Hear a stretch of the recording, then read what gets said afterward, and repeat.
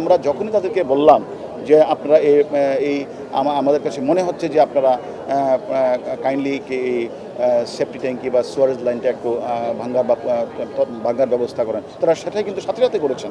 কেন মনে হলো যে সেফটি ট্যাঙ্ক ভাঙা দরকার? আসলে আমার কাছে আসলে তদন্তকারী কর্মকর্তা হিসাবে আমরা অনেক সময় আমরা যখন দেখি যে আমরা সব জায়গায় আমাদের ব্যর্থ হচ্ছে, তখন আমাদের কাছে মনে হয়েছিল যে আমাদের কাছে একটা ওয়াটার থিওরি ছিল।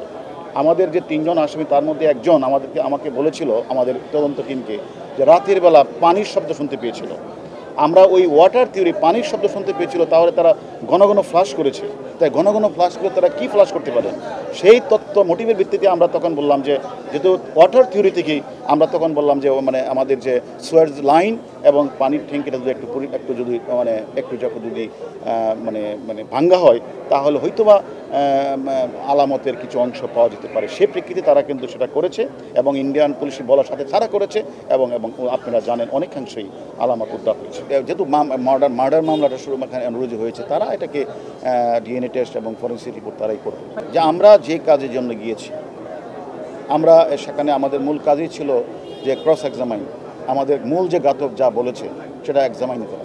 আমরা সেখানে আমরা যেটা মানে ডিজিটাল এভিডেন্স ওটা আমরা গিয়ে তার সাথে মিলিয়ে দেখেছি এবং আমরা যেটা চেয়েছিলাম যে ঘটনার স্থলটাকে পরিদর্শন করে বিভিন্ন জায়গাগুলো অপরাধ সেগুলো পরিদর্শন করা এবং সর্বশেষ আমাদের তদন্তকারী কর্মকর্তাকে সেখানে সুরতহাল রিপোর্ট, মেডিকেল রিপোর্ট, ফরেন্সিক এবং সেখান থেকে যে ভিসেরা রিপোর্ট কালেকশন করার জন্য আলামতের প্রয়োজন হয়।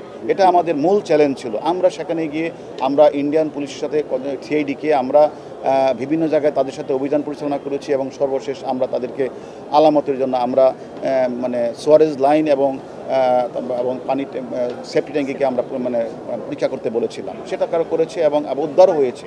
এতে তো আমি মনে করি আলহামদুলিল্লাহ আমরা যে কারণে গিয়েছি সেটা আমাদের উদ্দেশ্য সফল হয়েছে। আমরা অবশ্যই আশাবাদী। আমরা মনে করি যারা আমরা মোটা দাগে আমরা আমাদের প্রাথমিক তদন্তে মূল ঘাতক এবং ইন্ডিয়ান ঘাতকের সাথে কথা বলে আমরা মোটামুটিভাবে উপনীত হয়েছি যে এই ঘটনার সাথে যারা এই কাজটি করেছেন মোটা দাগে ম্যাক্সিমাম লোকই বাংলাদেশি। বাকি যদি থাকে সেখানে ইন্ডিয়ান পুলিশ ও সিআইডি তারা অত্যন্ত দক্ষ, তারাও কাজ করছে। আমাদের বাংলাদেশের ডিবি আমরাও কাজ করব। এটা তো এখনই শেষ কথা বলে কোনো কথা নেই। আসলে আমরা তাদের সাথে তাদের সাথে তারা আমাদেরকে বিভিন্ন বিষয়ে তারা আমাদের সাথে কথা বলেছে। আমরাও তথ্যের বিষয়ে বিশেষ করে আমি মনে করি যে তারা এই অপরাধীদের সম্পর্কে তারাও অনেক তথ্য আমাদের শেয়ার করেছেন, আমরাও অনেক তথ্য তাদেরকে শেয়ার করেছি।